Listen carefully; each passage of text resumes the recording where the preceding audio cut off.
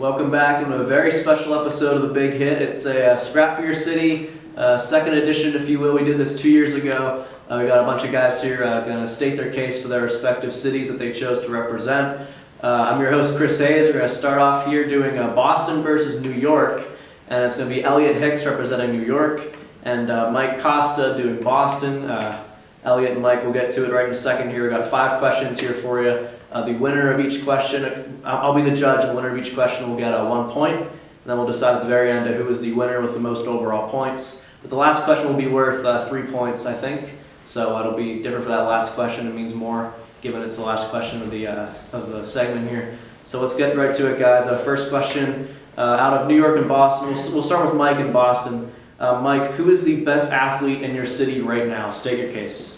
Yeah, so I was thinking we got a lot of good athletes. Kyrie Irving, one of the best point guards in the league. Not too much going on with the Sox, but I'd be lying if I didn't say Tom Brady. The dude's the winningest quarterback of all time, greatest quarterback of all time in my opinion.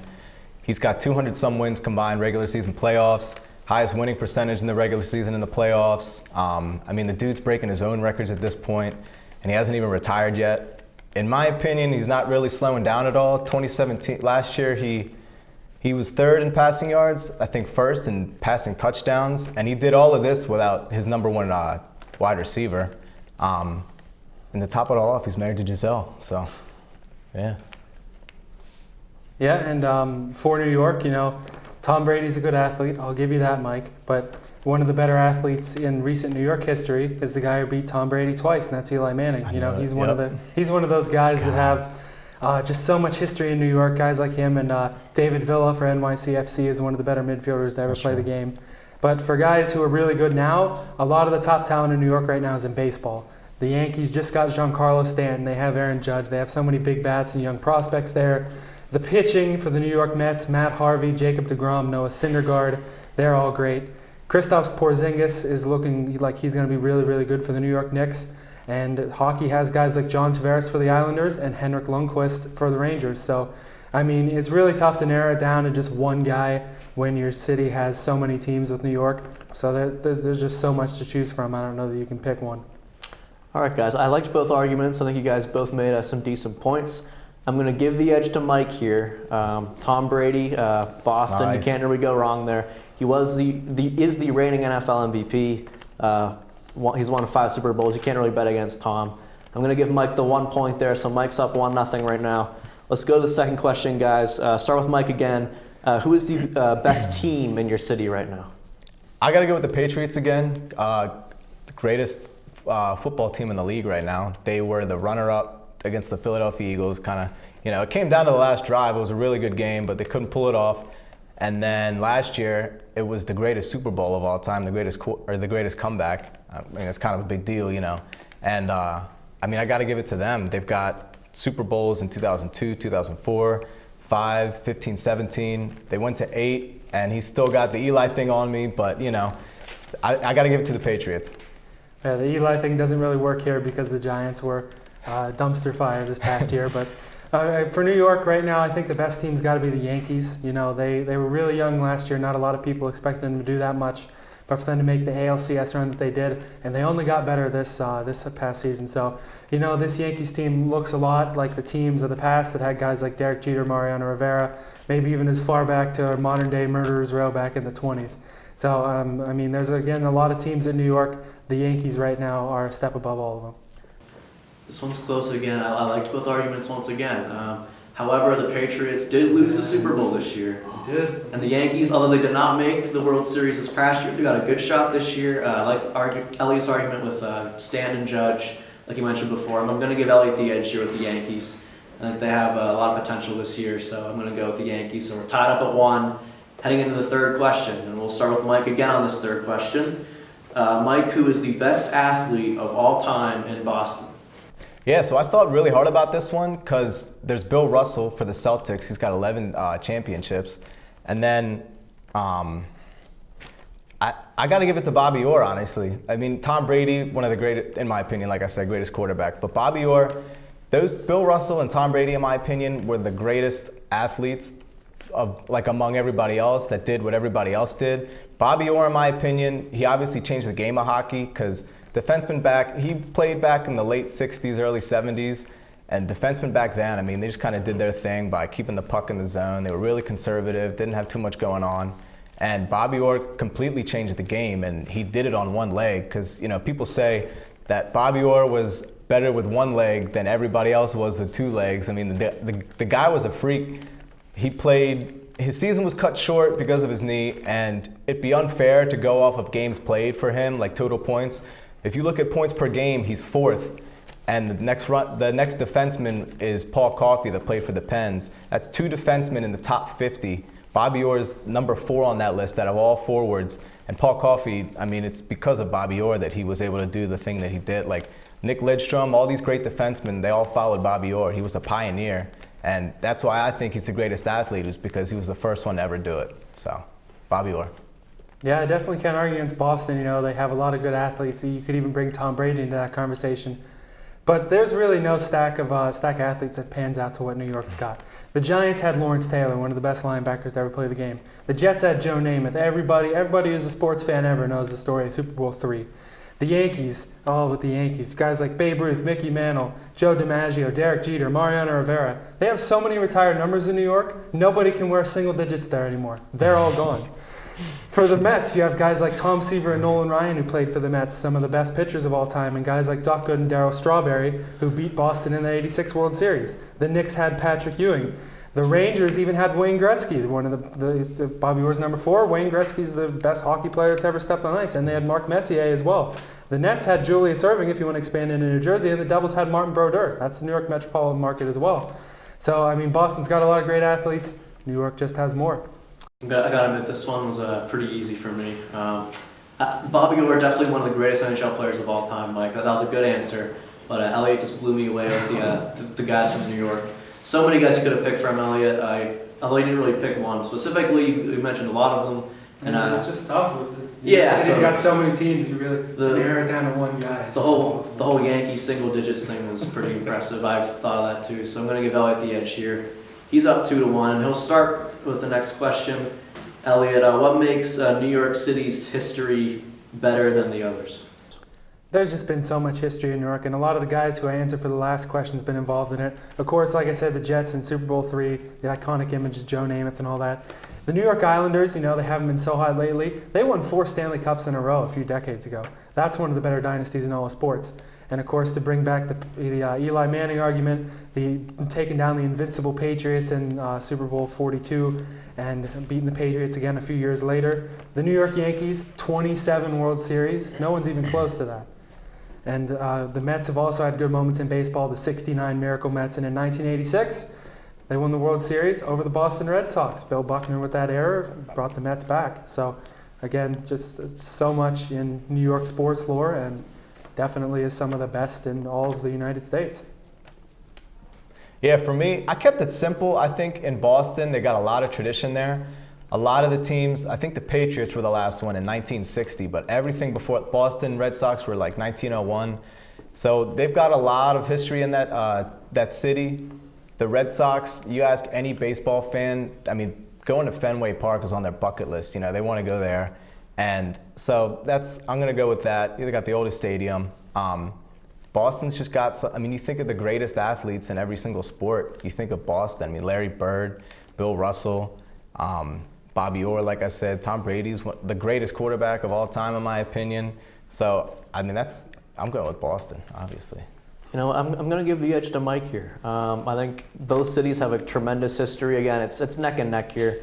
We're really splitting hairs at this point with New York and Boston. Yeah, however, I liked Mike's arguments with the guys like Larry Bird, and for the Celtics, you know, Bobby Orr with the Bruins, the Red Sox dating back almost 2 centuries now. I mean, it's crazy. So much history in Boston, so I'm going to go with Boston here, but it is pretty much splitting hairs. It's tough for me to decide here. So we're tied up at 2. We got one more last question here. This is for all the marbles, gentlemen. This is for the game. To go to the finals of Scrap for Your City. Give an overall argument of why your city is the best. We will start with New York and Elliot once again. You know, I mean, I really just have to point you back to all the stuff that I've said. You know, there's so much history. They have 8 teams in the Big Four. They have 2 MLS teams, 1 WNBA team, and of course the team in New Jersey with the New Jersey Devils that play over in Newark. So there's just, For New York, you just can't say enough about it. He argued that Fenway Park's one of the better ballparks. Both the old Yankee Stadium and the new have so much history in it. And places like Madison Square Garden, if you want to talk about venues, I don't know how it gets better than that for hockey and for culture in general, but this is a sports show. So for New York, some of the greatest moments in sports history, some of the greatest athletes, both in past and present, played in New York at some point in their careers. And overall, it's still the best sports media market that there is in the entire United States. And New York is just flat out a better sports city than Boston. Yeah, I think it's neck and neck with the whole history thing. Two teams from the original six and stuff like that. So the history thing, I think we're tied on. But like I said, you think of Boston, we've got the greatest athletes of all time. I mean, New York's got a lot of teams, a lot of players, but you think of the best of all time, Tom Brady, and you got all these athletes. You got all these pioneers and everything. I mean, they kind of changed the game. And in my opinion, I mean, we kind of birthed America too. So that's kind of a big deal. I'm sorry, Mike. Did you not hear that whole list of guys from the last question? I knew it. Yeah, I knew you were going with that, dude. Guys like that. So Boston's had great athletes. I just feel like they can't stack up to what New York has had. Yeah, but I mean, you wouldn't have New York if you didn't have America. And we kind of birthed America. So. That is, again, it's a sports show, but you can't argue the cultural impact as well. So true. I don't know if that gets any bonus points. So we'll have to see. All right, it's a shame that somebody has to lose this. Boston and New York, two of the greatest sports cities in the country. And just the two greatest cities themselves, maybe in the country too. Two awesome cities with awesome sports teams. You guys mentioned a lot of great players, a lot of great teams, everything. Could have gone into more detail about the team specifically. Maybe you mentioned the same athletes a lot of times, each of you. However, with that final argument, I think Elliot made a slightly better argument as to why New York was better. Therefore, I'm going to give him the W. Elliot is moving on to the final. Mike, great time. Great arguments. This was tough for me to decide. I don't like being the judge, but I got to make a decision. So Elliot's going to move on to the final. Great stuff from both these guys. We'll be right back with Ishaaq Muhammad and Jake Taylor going Philly versus Pittsburgh. That should be good. Stick around on the big hit.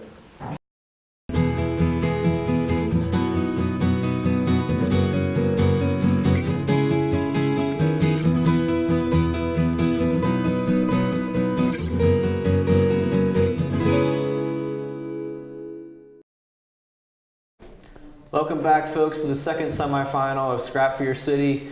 I'm here with Jake Taylor, the Pittsburgh representative, Ishaaq Muhammad from Philadelphia. These two will be battling it out here right now with the winner facing Elliot Hicks, who's representing New York. They'll be in the finals next week, battling it out with Elliot. So I got 5 questions here, same questions that I did with Elliot and Mike. The winner of the 5 questions based on a point system will move on to face Elliot. So let's get right to it, guys. First question's for Jake. Jake will start us off. Jake, who is the best athlete in Pittsburgh right now? Well, Chris, I knew you were a Pittsburgh fan, but I didn't know you were so biased to just give me this easy point. Who is the best athlete in Pittsburgh right now? So I'm just going to focus on the right now aspect of things. So let's just go to the last 2 years. So the last 2 years, since January 1st, 2016, Sidney Crosby has the most points in the regular season points in the NHL. He has 2 Stanley Cup Conn Smythe MVPs, 1 World Cup gold medal, 1 World Cup MVP. And he also has a goal scoring trophy for the 2017 season. So really, it's not even an argument right now. That's just right now. So I'm just going to let Izzy answer, and let's just forget about Sidney Crosby's previous 2 gold medals, 2 MVPs, 3 player voted on MVPs, 2 scoring races, 1 Stanley Cup. Yeah, so we'll just have Izzy answer that after that. We'll just focus on the last 2 years. We're just focusing on the 2 Stanley Cups, 2 Stanley Cup MVPs, 1 gold medal, 1 MVP. Izzy, it's all you. Go ahead. I mean, that's all good and great. You know, we love the old age of Sidney Crosby and what he's done for the game of hockey. Yes, a great player. Okay, we respect that. Let's talk about the new age. Let's talk about a guy in Joel Embiid. When the Sixers are playing when he's on the floor, they are better by 15 points. Now look at another team like the Houston Rockets, for instance. You know, a guy like James Harden who's averaging 31 points. When he isn't playing, when he is playing, they only are better by 2.9 points.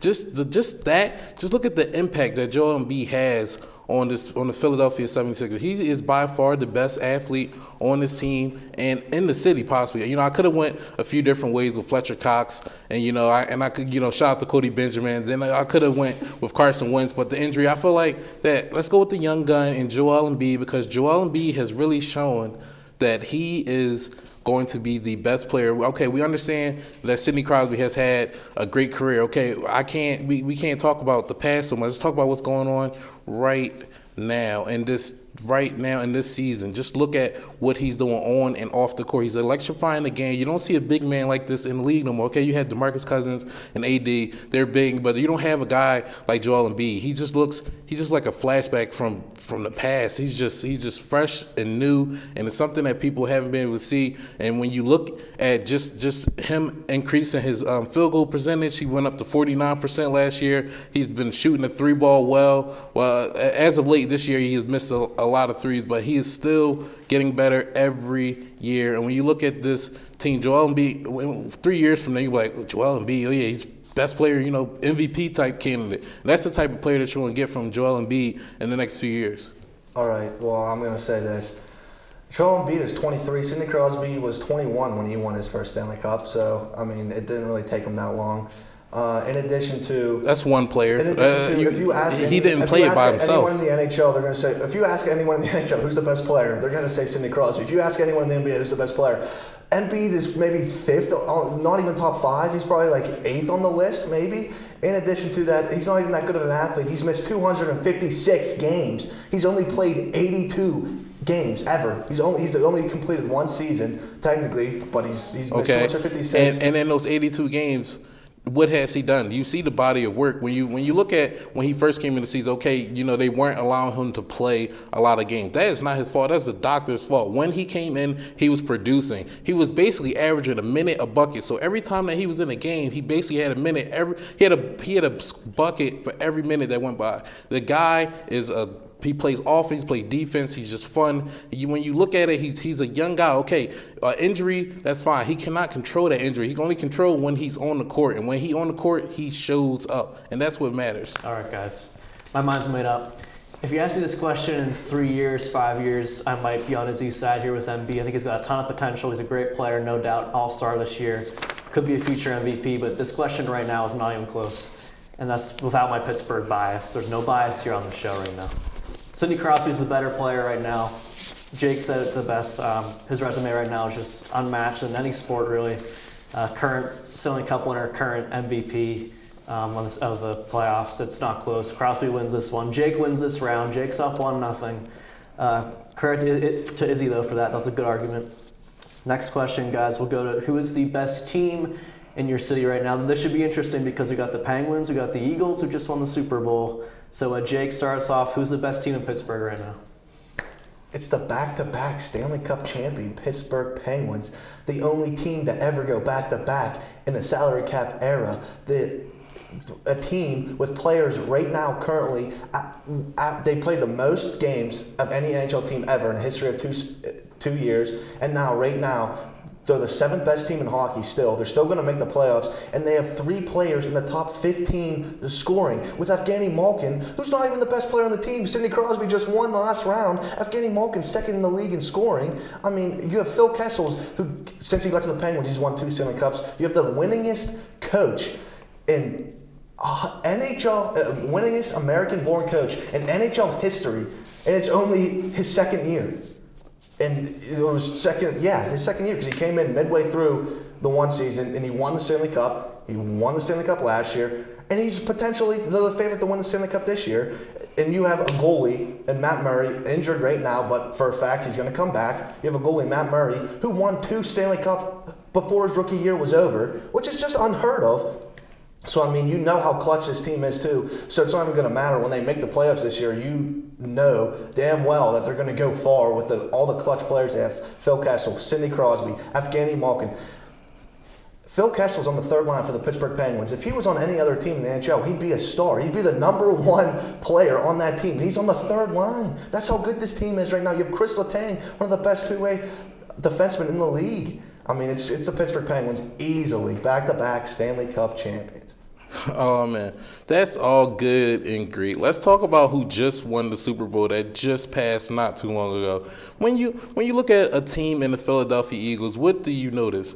A team of underdogs, a team that's wasn't poised to win, a team that wasn't even slated to make the playoffs this year. They're supposed to be battling fourth place with the Giants. This is honestly ridiculous when you look at a team that's been through so many injuries. Think about it. Middle linebacker, you have Jordan Hicks, who's done. Jason Peters, All-Pro, Hall of Fame left tackle, done. When you look at Carson Wentz, a guy who led the league in passing touchdowns throughout the entire season, missed 3 games and still held that title.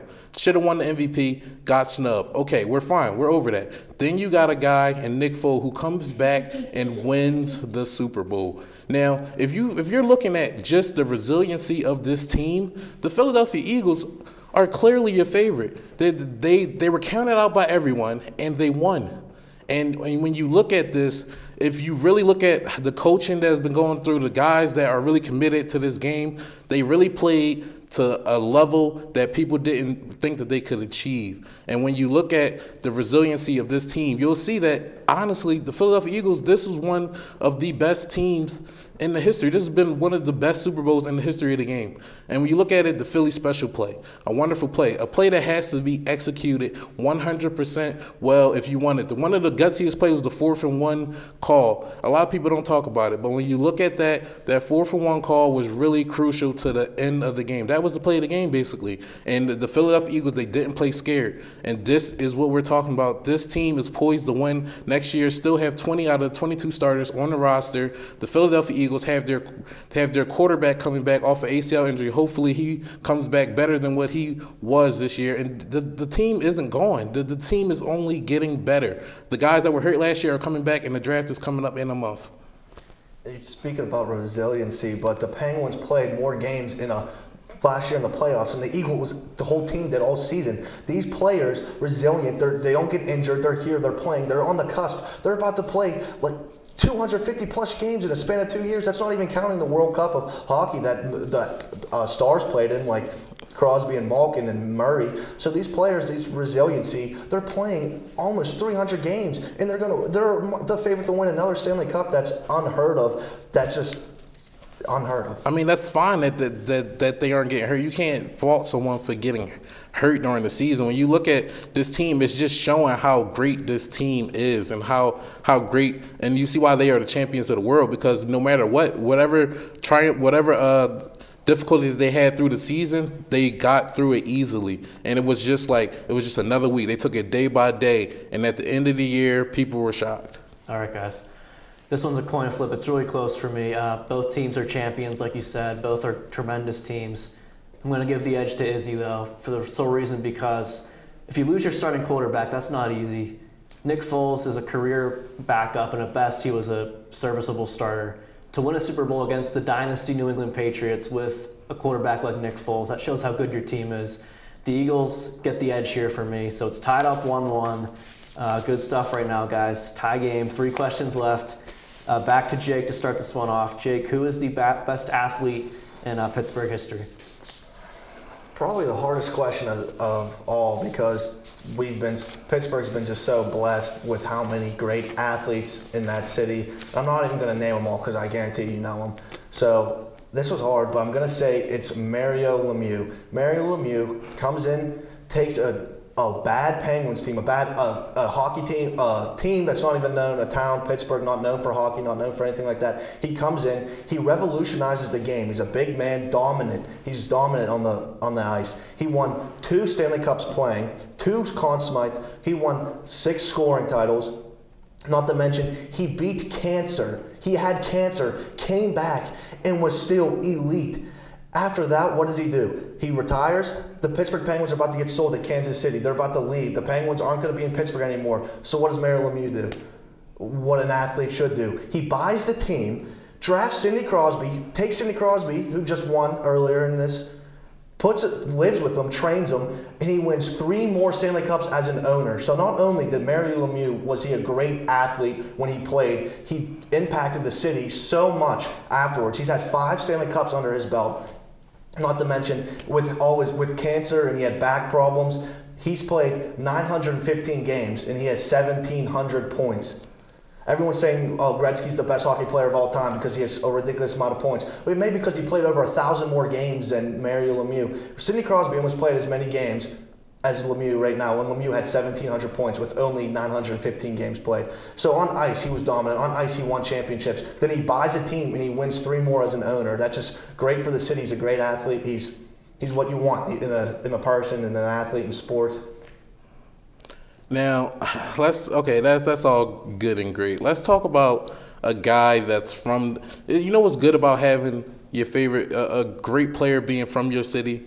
You can talk as great about him because they went through the same struggle as you. Will Chamberlain is from the city of Philadelphia, and he is by far the greatest player in the history of this city. I'm just because there's so many accolades, I'm just gonna read off a few of them for you. Okay, 2-time NBA champion, NBA Finals MVP, 4-time MVP, 13-time NBA All-Star, 7-time All-NBA First Team, 3-time All-NBA Second Team, 2-time NBA All-Defensive First Team, Rookie of the Year, 7 NBA Scoring Champions, 11-time NBA Rebounding Champion, NBA Assist Leader at center, number 13 retired by the Golden State Warriors, the 76ers, and the Lakers, NBA 35th Anniversary Team, and the 50th Anniversary Team.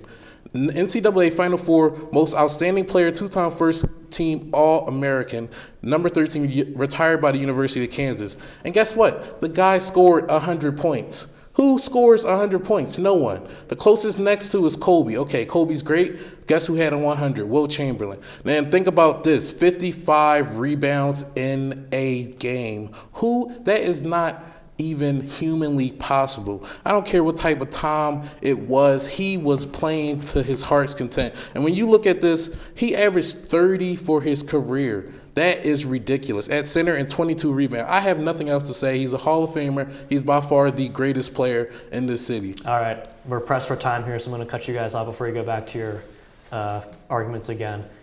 This is so tough.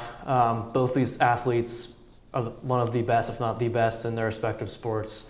You guys rattled off some great stats. I'm going to give the edge to Izzy, though. Those stats really impressed me, rattling off all those things that he said. I didn't think of that myself, about how much Will Chamberlain has contributed to basketball. I'll give the edge to Will and Izzy. He's up 2-1. 2 more questions to go. Make your arguments pretty quick here. We're pressed for time, like I said. So what makes your city's history better than others? Izzy, start us off with Philly.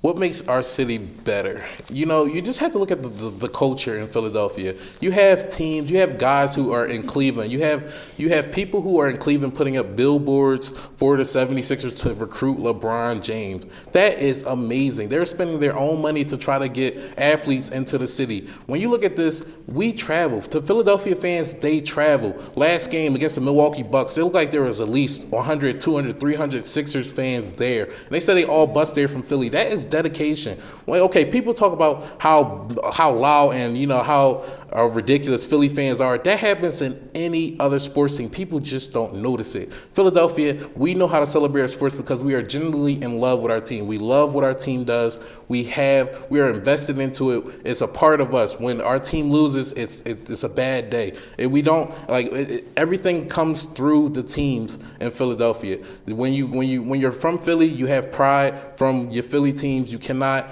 have any pride from anything else. You are a Philly fan, and that's just how it goes. All right, well, the history of Pittsburgh is just outrageous, considering the history of Philadelphia was known for being losers. You just won your first Super Bowl. So the history and the existence of you, Izzy, let's just put this in perspective. In the history of you've seen 2 championships. That's it. That's just terrible. I've seen 5 in the history of me. Not to mention the 5 World Series we won, the 6, the most in history, the most Super Bowl, 6 for the Pittsburgh Steelers, and 5 Stanley Cups for the Penguins, which is the most by any team in a 25-year span. You failed to bring up the Pittsburgh Pirates, who have 9 100-loss seasons. That is ridiculous. Dude, the history of the Pirates, they're so great. They brought some of the game's best. Honus Wagner, Roberto Clemente. The Pittsburgh Pirates have 5. They have 5. We're the only, other than Boston, who also has an extra sports team than us. Not to mention Philadelphia has more sports teams than us. We have 3 sports teams with at least 5. Boston's the only other city in the history to have 5 championships throughout their teams, and the Buccos have 5. Not to mention 3. We sell out. The Pittsburgh fans are so good that even though the Pirates aren't doing well this season, we sell out. The stadium's ranked number one ballpark in the MLB. 3 seasons ago, the Pirates had the number 2 record in baseball, so it's not even like the Pirates are that bad. They just traded away a former National League MVP in Andrew McCutchen. So, I mean, the Pirates aren't that bad. We're coming off. Yeah, y'all just traded away him for a reason because you didn't want to be there, and then y'all going to suck. And let's talk about how the Flyers. Let's talk about how the Flyers have changed the culture I'll talk of about the how game. the Flyers haven't won a Stanley Cup in the last 40 years. The Broad Street That's Bullies. history for you. History. The history of the game was changed by this group of guys. Think about it. Just think about the history of the game. The hockey would not be the hockey that you love today if it wasn't for the Broad Street Bullies. And that's all I have to say. If you look back at the tape, you can watch the 30 for 30 on it. You can see what the Steel Curtain in the 70s. If people talk about how great the Steelers were, okay, y'all won in the 70s, y'all won in the 2000s. What else? We've won the most ever. You played. First of all, you had the same amount of time to win Super Bowls, but we won just 5 more than you. You had the same amount of time to win NBA championships because we don't even have a freaking team. If you want to talk about technicalities, we still won more than you. If you want to talk about technicalities, because when you look at it, you still forgetting about people didn't count these NBA champions from way back in the 1960s, but they were still NFL games. So why aren't they counted as championships? So that's another few championships that you can add on. Okay, let's scratch the Philadelphia Eagles just won the first Super Bowl this year. Before that, the previous championship in the history of Philadelphia was 2008. Yes. And before that, it was 1983. With the 76ers. That's ridiculous. All right, guys. That was great stuff. I was enjoying that. I didn't want it to end, but we got to keep going here. This was an uphill climb for Izzy to begin with, given the championship argument. I'm going to give the points to Jake because of that. I mean, it's a pretty basic argument. If you have more championships, your city's probably has a richer history, and that's the case with Pittsburgh. Even with fewer teams, which is a better argument for Pittsburgh as well. Philly has 4 teams, Pittsburgh has 3, and they still managed to win championships. So that goes to Jake. We're tied up at 2. Last question, winner take all. This is for all the marbles, guys. Give an overall argument as to why your city is better given your past, present, future. Izzy, start us off. If you look at the game, through a few of the major sports, someone from the city of Philadelphia or a player who played for the city of Philadelphia has changed the game of the sport. When you go through and think about all the different levels of competition out there. Okay, the pros are the highest. Coming to Philly is. If you come to Philly now, the future is the brightest. When you hear a lot of people saying trust the process, you got the 76ers who are aiming to try to be at least in the 5th or 4th seed, probably going to make the playoffs for the first time in a few years. You got the Philadelphia Eagles who are coming off of winning winning the Super Bowl last year, and when you look at that, they're still poised to come back and compete again with 20 out of the 22 starters returning on the roster for next year. And then when you go to the Flyers are also poised to make the playoffs, 1 point behind your lovely Penguins. And when you look at just how the city is coming up, the Phillies even have nice young talent. Hoskins coming in. There's just a great uprising in the city of Philadelphia. You can see it coming slowly. Okay, it's not here right now, but the history of the city is rich. Even going back to Old City, the Phillies have the longest one-name franchise in baseball, and that's like from darn near the beginning. And just looking at that is just showing that Philly's going to stay. Just the legends that Philly has had. You had the Reggie Whites. You had the TOs. You had so many players that are just amazing. When you look at this city, Philadelphia is a city of underdogs. Everyone who comes to Philly, you feel like you want to root with them just because, a lot of people count Philadelphia out. But Philadelphia is on the way up, and everyone will soon see that Philadelphia is the city to be. All right, whatever. Okay, well, the Pittsburgh is known as the city of champions. That's the nickname for our city. And not to mention, since 1900, the city of Pittsburgh went 2 decades without winning a championship. They haven't won a championship in only 2 of those decades. We're basically winning at least one championship every 10 years, which is ridiculous. So the history is just so rich. It started with the Pirates, who won 5 World Series, then transitioned into the Steelers, winning 6, and then transitions into the Penguins, winning 5. So really, the fact that, I'm going to read you off this stat, the fact that Philadelphia has one more professional sports team than the city of Pittsburgh, and they have 8 championships and 19 losses in the championship. So they've been there they've been there 27 times, and they lost 19 and won 8. Compared to Pittsburgh, who's won 16, more than double the amount of championships that the city of Philadelphia's history has, with an extra sports team. So I can't stress that enough. You had a whole extra franchise to even catch up, which you didn't, and we have 6 losses. So you made it to more, but you lost with an extra sports team, but you lost. You lost 3 times the amount of times Pittsburgh lost, and we won double the amount of championships you did in the same amount of time with one less sports team. I could keep going on. Okay, I mean, champions. when you say that though, you could say that, but that's what's wrong with Pittsburgh fans these days. You know, you're so involved in the championship. You know, what about the now? What is going on now? Okay, we're so good about the past. We're fine about the past. First off, you don't even have a basketball team. First off, Pittsburgh basketball sucks. This Pittsburgh basketball sucks. We can go to college Jack too. Lambert, Jack Ham, Terry Bradshaw, Lynn Swan, John Sarwarth, Rocky Blyer. Okay, that's all in the 70s. They had to stop inducting Pittsburgh Steelers into the Hall of Fame because they inducted so many into the Hall of Fame. Okay, one coach had one great draft class. Antonio Brown, Le'Veon Bell, Hines Ward. That's not all the same draft class. Jerome Bettis. Let Izzy go for a little bit. That's one draft class. That is one draft class in the 70s, and another one is just spread out through the 2000s. Honestly, just look at this. That's what's I'm telling you. That's what's wrong. You're not fully invested. You're only invested in okay.